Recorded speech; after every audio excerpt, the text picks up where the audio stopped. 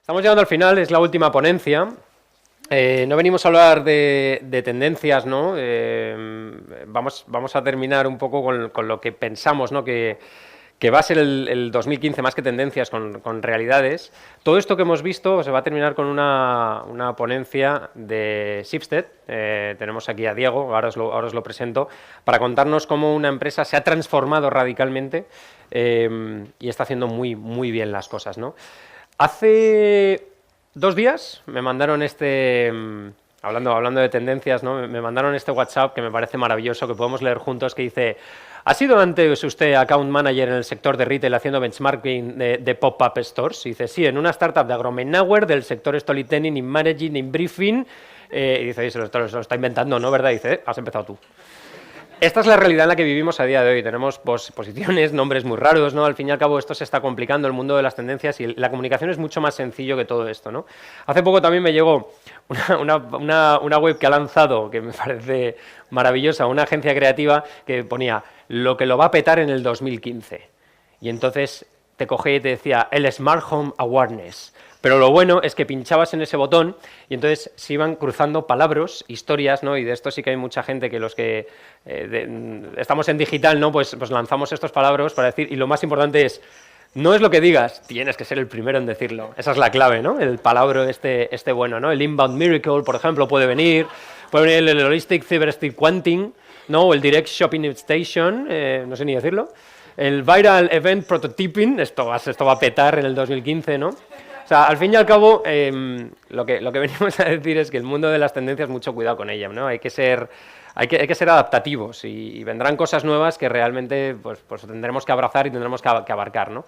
Lo que sí que podemos decir, que los datos están aquí dentro del mundo, sobre todo de la comunicación y más orientado a los medios, es que va a haber una explosión del branding content. Es lo que están reclamando los consumidores. No solo me vengas con el spot, sino que cuéntame historias, ese transmedia que aquí lidera magníficamente bien David Puello.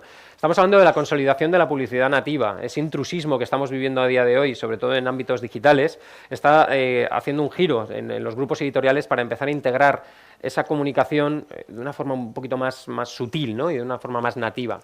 Todo se dirige al vídeo online, ya os lo podemos decir, lo ha dicho antes Phil, ¿no? Philip, no leemos, no nos gusta leer, lo que queremos es ver cosas. Y por eso todo está dirigiéndose, y la publicidad, sobre todo en digital, se está dirigiendo al vídeo online. Y un vídeo online que ha dado el paso para convertirse en un contenido interactivo, en el cual puedes interactuar con él. Estamos hablando de que después de vivir en la cueva, así lo decía el grupo Consultores en el último estudio que acaba de sacar, los directores de marketing de España dicen: estoy saliendo de la cueva. Después de estar mirando mi hoja de resultados durante los últimos 3 años casi cada día para ver cómo iban las ventas, podríamos decir que empieza a haber brotes verdes. Y eso está haciendo que, una vez más, pensamos, eso es lo que se ha dicho, es que el marketing de resultados puede ser que otra vez revierta en esa creación de marca, ¿no? Por eso es importante pasar de la cantidad, sobre todo en marketing digital, de esa rotación de banners, a pasar a una calidad, formatos más grandes, audiovisuales, etcétera, ¿vale? Estamos hablando de que el RTV, o la compra programática, todos sabemos lo que es. Ahora estamos en el último dato, es de un 16% del share of spending, de la inversión que se invierte en medios display, que llamamos. El consumidor reclama que las agencias y las marcas seamos rápidos. Y sobre todo aumentar la visibilidad personal. Las empresas son personas, y yo creo que en eso estamos todos de acuerdo, ¿no? O sea, quienes lideran las empresas son personas que hay detrás, y antes no sabíamos quién era el director general de tal compañía, ahora lo sabemos, y le buscamos e informamos. Os pongo un caso. No sé si conocéis a la directora general de IKEA. Era una persona totalmente contraria a tener presencia en canales sociales. Desde la casa le hemos ayudado a cómo abordar su presencia en todos los canales sociales. Ahora mismo es una influencer, tiene muchísimos seguidores, y ella es parte de esa imagen que traslada IKEA de cercanía, hogareño, y por lo tanto vemos importante que también la visibilidad personal, en vuestro caso, se debería trabajar, ¿vale? Sin más, como última ponencia, y no significa para nada que sea la peor, sino os diría que es un cierre maravilloso, os presento a Diego Duchovny, ¿no? Antes decía Pera que se necesitan profesionales y perfiles como director de tecnología y marketing. Bueno, pues Schibsted, que lo conoceréis más, pues una compañía noruega en la cual aglutina grandes portales como puede ser Anuntis, como puede ser Segunda Mano. Él ocupa esta posición de Advertising Technology Manager, ¿no? Y nos viene a hablar un poco de cómo él, que de hecho viene de nuestro grupo, trabajó muchísimos años en el grupo Avas, cómo ha cogido las riendas dentro de esta compañía y nos viene a hablar un poco del User Centric Data y el Omnichannel Presence. Sin más, Diego, muchísimas gracias por estar con nosotros. Gracias. Hola, pues buenas tardes. La última presentación siempre va de tecnología, la parte más densa quizás. No puedo evitar hablar de tecnología, es lo que más me gusta. Bueno, pues sin más, vamos a ver a la derecha. Ahí vamos. Bueno, aquí estoy en Schibsted ahora mismo. Hace muy poquito tiempo. Schibsted es Anuntis para la gente que lo conoce. Son una cantidad de portales enormes, con una cantidad espectacular de contenido user-generated. Yo me ocupo de básicamente todo lo que es las plataformas publicitarias, de gestión publicitaria, los ad servers, básicamente se podría decir. La parte de compra programática, la parte de medición, básicamente, que es lo que estuve haciendo todos estos últimos años en agencias, la medición de performance, etcétera. Pues con toda esa experiencia y los años que yo empecé en el marketing cuando no existían los ordenadores, con las tarjetas perforadas, para ser preciso, y con todos esos años he aprendido un montón de cosas sobre los datos gestionados de manera manual y con todo el crecimiento digital, pues la gestión de los datos de manera digital. Entonces me quedé fascinado con el proyecto de Schibsted, que se trata de anuncios clasificados básicamente, un montonazo de anuncios clasificados.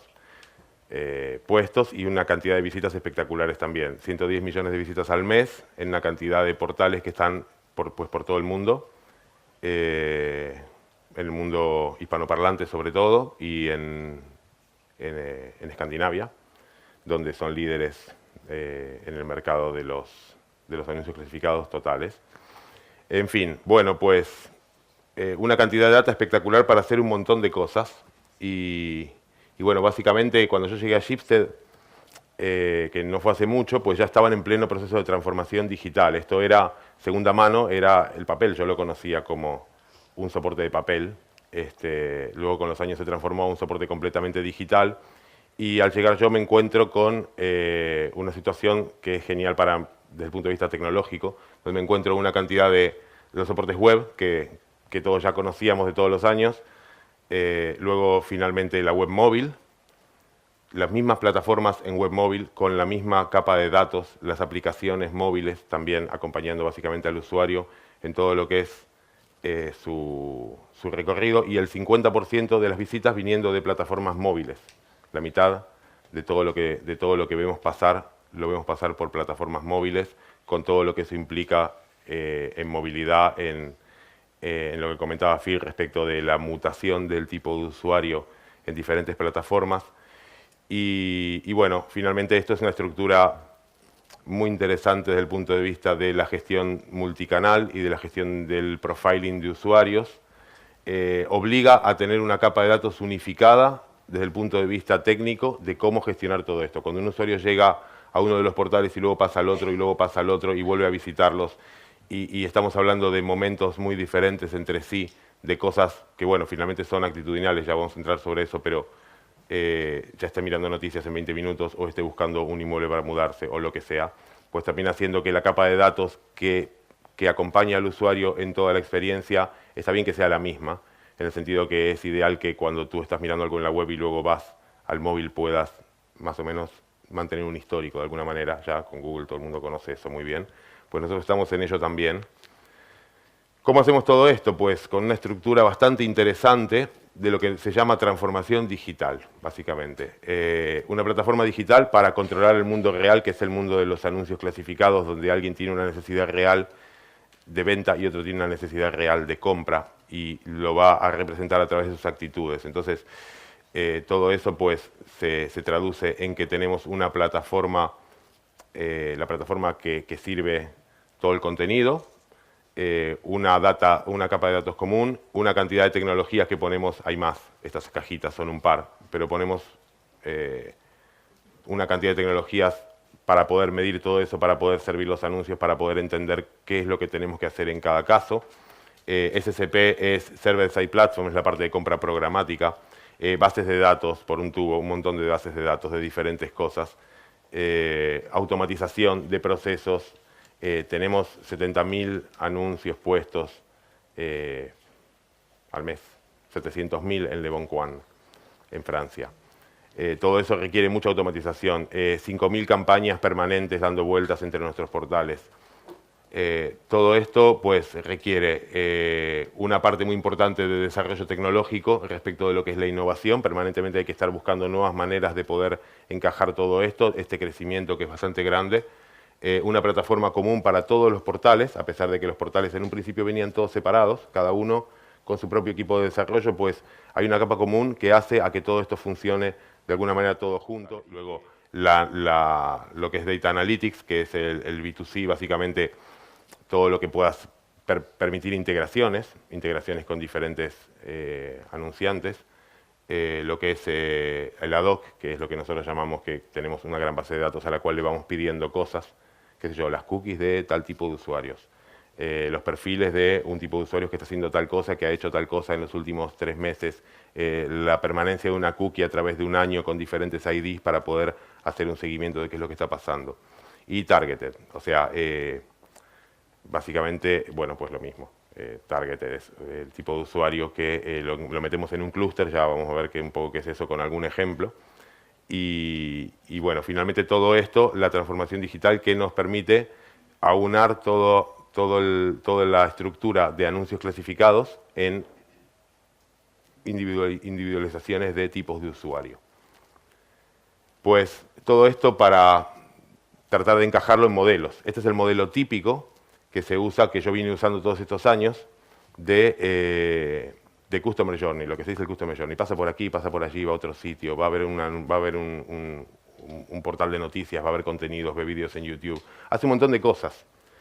Esto es básicamente el modelo que se usa hoy, es un modelo gigantesco que requiere, es como seguir a alguien desde un mapa, desde el aire. Uno va siguiendo un puntito y lo va siguiendo por aquí, por allí, por estos lados. Tiene que sacar conclusiones de qué es lo que está haciendo ese usuario. Y esas conclusiones, bueno, están limitadas por la información que uno tiene del contexto de donde está. Digamos, un mapa te da una información, pero una información muy limitada. Básicamente, el modelo Customer Journey se traduce en tres grandes grupos. La data de interacción, la data de contexto. La interacción es estoy yendo aquí y allí. La data de contexto, cómo es ese sitio donde estoy yendo, qué es lo que se supone que hay, y los perfiles que se generan con eso que realimentan todo el sistema. Es una visión, como yo llamo una visión de anunciante, donde yo he estado muchos años en agencia y es la visión con la que hemos trabajado todos estos años. Requiere, bueno, este tipo de cosas, los clics, las impresiones, los leads, el dwelling time en una creatividad, el dwelling time, que es el tiempo de permanencia en una página, etcétera, etcétera, el delay to sale, la data del copy, qué anuncio clicado, qué es lo que tenía escrito, de qué color era, a qué hora del día se ha llevado a cabo, la data de interacción. Es mucha data, pero luego hay más data. La data contextual, las taxonomías de la página que estoy visitando, también cómo es la URL, qué contiene, el keyword contextual targeting que he comprado por ahí y que me dice más o menos cuáles son las keywords que están asociadas a una página, el emplazamiento, si está arriba, si está abajo, si es visible, si no es visible. Básicamente, o sea, es como describir el mundo uno mismo con toda la data que hay alrededor, empezando por el color de la moqueta de aquí, las paredes, la cantidad de gente que hay, la temperatura que tiene cada uno, el largo de pelo, tal, establecer promedios que nunca representan la realidad, etcétera, etcétera. Es un modelo de alcance por perfiles, básicamente, perfiles que uno trata de clusterizar de alguna manera y entonces logra alcanzar en diferentes entornos. Requiere controlar completamente el mundo. Este es el modelo de lo que nosotros llamamos user-centric, que es otro tipo de modelo, colaborativo que llamo yo, que es el modelo que yo siempre he visto, bueno, cuando yo me pasaba a Shifted, estaba fascinado con el tema de los anuncios clasificados, porque decía, cuando tú miras un anuncio clasificado, tienes una cantidad de información tan espectacular sobre lo que está pasando en la vida de una persona, que te alcanza con eso y no necesitas más. No necesitas saber que una persona es una cosa, sino que con saber cómo se comporta, tú lo puedes clasificar mucho mejor y saber qué es lo que mejor le puedes ofrecer de lo tuyo en función de cómo está comportando. La data user-centric tiene una cantidad de cosas, tiene más cosas que estas bolitas que están aquí. El tiempo en el sitio, los intereses, los clics, las páginas vistas, las compras, las sociodemográficas que también tenemos, el share ratio de cuándo comparte algo, cuándo vuelve, cómo vuelve, el quality score, que por eso está ahí en negro, porque en realidad eso es una suma de todos estos valores más otros valores que volvemos a inyectar en el sistema para mejorar la data. Vamos aprendiendo permanentemente del tipo de usuario. Esto es como seguir a alguien, no, ya no en un mapa, sino ir al lado de alguien. Entonces uno tiene una información del contexto total sobre esa persona. Lo que no tiene ni idea es exactamente dónde está de acuerdo al contexto gigante de la Internet. Pero eso tampoco tiene mucho interés cuando uno tiene que comunicar con esa persona. ¿Qué importancia tiene si está en un sitio de un mapa o en otro? Lo importante es más o menos compartir el contexto y poder ofrecerle algo que tenga una utilidad. Entonces, el User-Centric Model, que es segmentos directos donde no necesito establecer promedios, sino que puedo hablar usuario o usuario. Cada usuario tiene su propio valor. Uso la misma potencia de procesamiento para poder describir el mundo que para poder generar un usuario atrás de otro. Usuarios que hacen cosas como estas. David Hasselhoff, bueno, no sé si todo el mundo lo conoce, pero es más de mi generación.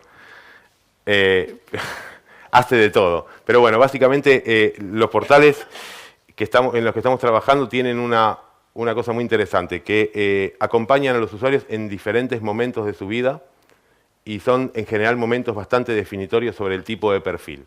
Que se compran un coche, que van a por mascotas o cualquier otra categoría, vamos, de segunda mano de 1000 anuncios, que se compran una bici, una moto, que se compran una rueda para una bici, ya tienen una bici, que se compran una caseta para un perro, es que tienen un perro, es que buscan una casa que tiene cochera, tienen un coche, es que buscan una casa con 5 habitaciones y 2 baños, es que es familia, etcétera, etcétera, etcétera, etcétera, que tienen un trabajo, qué tipo de trabajo, cómo se declaran a sí mismos cuando están buscando un trabajo, cuando dicen su edad es su edad real, cuando dicen sexo es su sexo real. Es data, lo que yo digo, data garantizada, que te permite salirte del tema de los promedios y ir usuario a usuario. En suma, nos permite construir una cantidad de segmentos bastante importante, con lo que veíamos al principio, 110 millones de visitas al mes, pues tenemos suficiente volumen como para poder establecer unos segmentos que son interesantes. Esto es lo que estamos haciendo ahora mismo, básicamente, es el tipo de trabajo que estamos haciendo. Luego, este mismo usuario, que está en diferentes historias, pues resulta que visita, está buscando una casa y está en el metro, y está con el móvil, luego está en su casa y está con la tablet o con el PC, buscando un piso, supongamos, y entonces lo acompañamos.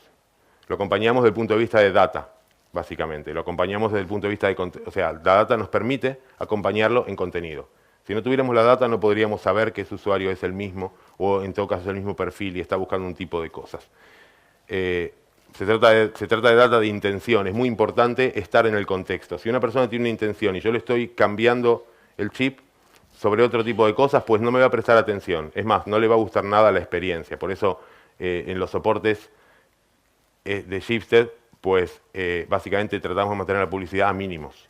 Por ejemplo, no tenemos desplegables, no tenemos pre-rolls, no tenemos nada que pueda interrumpir lo más importante que el usuario está buscando en ese momento, que es leer su anuncio clasificado. Y acompañar eso con 2 formatos, y ya, no mucho más. 2 formatos que están contextualizados, en general, ¿no es cierto? Cuando tenemos la data, por supuesto. Bueno, pues como el agua, vamos, contenidos que se adaptan al contenedor, y siempre son los mismos. Entonces, esto es un ejemplo de cómo podemos mezclar los 2 modelos, el otro modelo gigante del mapa, con un modelo pequeño y user-centric, donde finalmente hay una cosa que estuve años trabajando en Ogilvy, y David Ogilvy es un gurú muy famoso de todo esto del marketing, y hay una frase que es la típica de Ogilvy, que es "we sell or else", que es, finalmente, todo el marketing es performance, todo el marketing se hace para vender. O sea, si yo no quiero vender algo, no estoy haciendo marketing. Mismo si estoy hablando de branding, de awareness, de lo que sea, el objetivo final y lo que finalmente estoy mirando en todo esto son las ventas. La funnelización, la colaboración de los diferentes canales a una venta. Es la data más importante que tiene un anunciante. Y la data más importante sobre el usuario, pues la tengo yo, porque estoy acompañando al usuario en un montón de historias. No necesito transcribir toda esa información a un usuario, a un partner. Solamente me alcanza con poder cruzar las 2 datas. Por eso partnership es la palabra más importante que tenemos ahora mismo para poder trabajar con Big Data de verdad y darle un enfoque útil, digamos, en el sentido de que cuando yo puedo saber en qué parte de esto, que es una parte de visión del anunciante, está mi usuario, pues no solo yo enriquezco mi modelo, sino que luego enriquezco esos perfiles en el modelo del anunciante, que difícilmente puedo usar cuando está fuera del contexto. Cada contexto tiene su propio tipo de usuario. Entonces, la atribución, esto es inteligencia local y atribución global. La inteligencia local es mucho más rica y la visión global me permite contextualizar, como por ejemplo yo siempre digo, las cámaras de seguridad del chino, cuando uno va a comprar algo. Pues el chino sabe todo de ti porque sabe exactamente por dónde vas, etcétera, etcétera, etcétera. Pero luego miras la caja y en la caja hay otro tipo de información, cuánto dinero has hecho, cuánto ha comprado ese usuario. Cuando estás desde fuera, solo ves que entran y que salen. Le puedes preguntar cuánto ha gastado. Te va a decir algo que se hace a la realidad. Pero por dónde ha pasado exactamente y los intereses que tenía, solamente lo sabe el que está mirando las cámaras de seguridad. Eso es inteligencia local, que te permite mejorar lo que va a pasar cuando esa persona llegue a la caja. La mezcla de los dos modelos es, sin duda para mí, la mejor solución. Y finalmente, bueno, lo que tenemos, como decía, elementos de interés, de intención, versus los modelos de interés. Nosotros lo que tenemos es una cantidad de data que es de intereses intencionados del usuario. Quiero hacer esto, quiero hacer lo otro, quiero hacerlo de más allá. No es que me interesa leer sobre X cosa o otra cosa. Esos son periódicos, con 20 minutos tenemos ese tipo de clúster de datos. En los anuncios clasificados lo que tenemos es una cantidad de usuarios que están declarando necesitar algo en los próximos X días y tienen la intención de comprárselo. Google, por ejemplo, tiene data que es más de interés.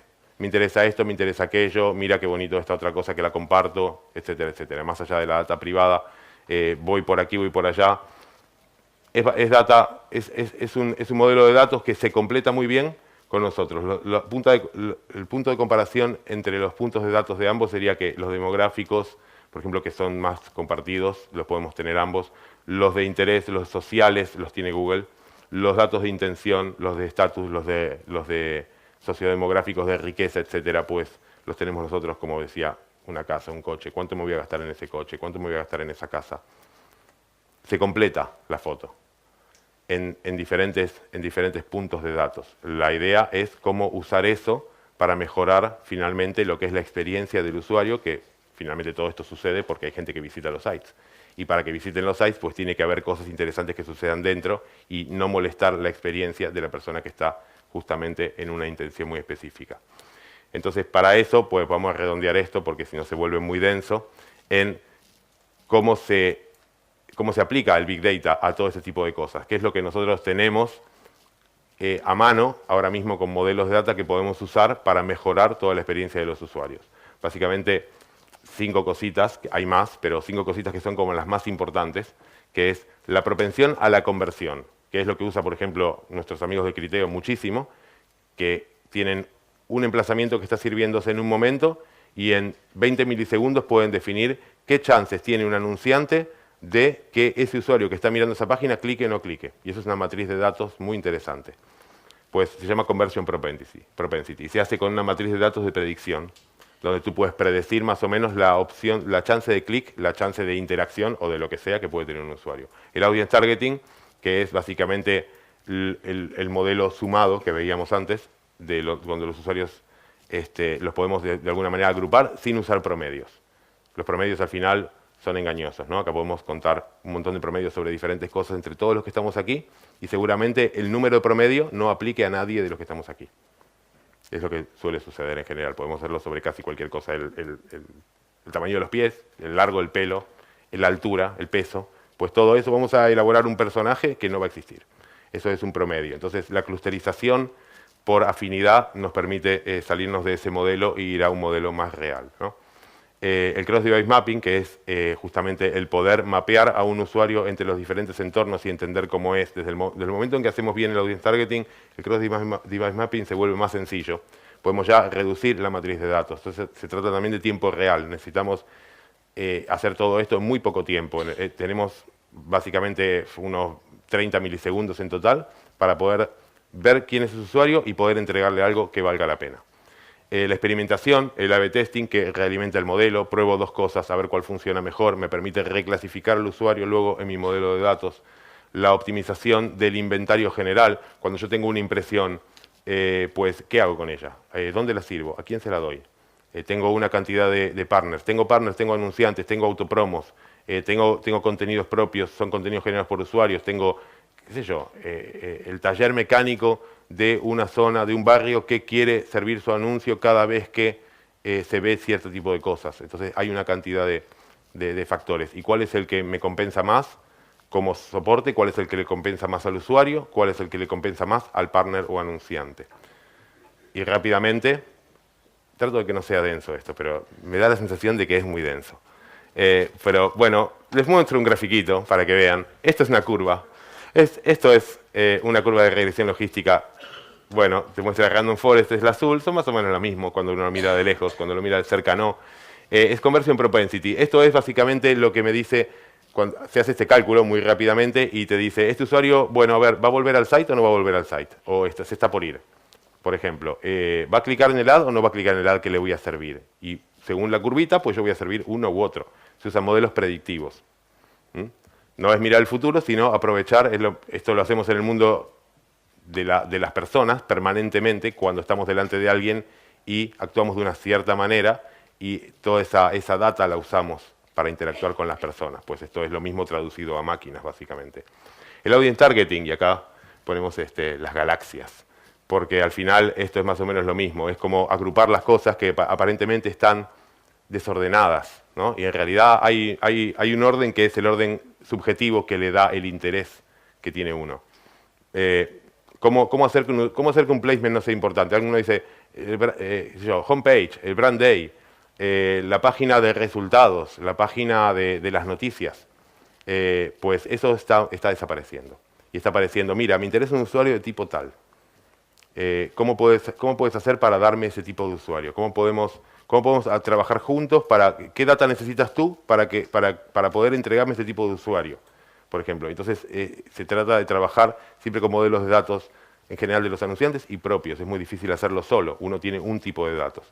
O sea, independencia del placement. El usuario, al final, la persona, el usuario, en fin, es un reflejo. La persona está paseándose de un lado a otro. No me interesa más un placement en particular, no se trata de coberturas, no es riego por inundación, es riego por goteo, por decirlo así. ¿Cómo se hace? Pues también con clustering, con segmentación, con lookalike. Este usuario se parece a tiene más chances de parecerse a repito, no aplicamos tanto los promedios. Luego tenemos el cross-device mapping, que es un usuario que está en diferentes dispositivos, pero al mismo tiempo es la misma persona. Parece otra persona, parece que actúa de otra manera, pero hay modelos predictivos que te permiten saber si esa persona es la misma o no.